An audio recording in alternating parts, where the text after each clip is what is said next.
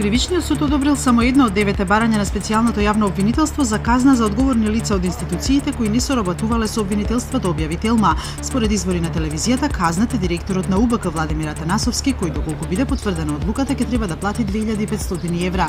Речиси половина од барањата за казнување на СЈО се однесуваат на директорот на УБК, останатите за функционери во УБК, а еден предлог е и за министерот за транспорт и врски.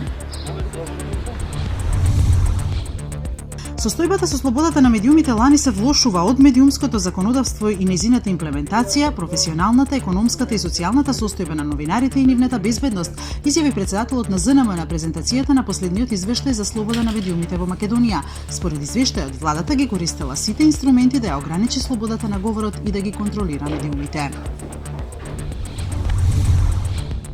Северна Кореја подготвува нови тестирања на нуклеарни арсенали. Според обсерваторската агенција 38 Север, Северна Кореја е подготвена за тест број 6 на своите нуклеарни арсенали. Аналитичарот Џозеф Бермудес вели дека за ова тврдење користеле сателитски снимки кои укажуваат на активности на Северна Кореја, слични како и пред претходните тестирања.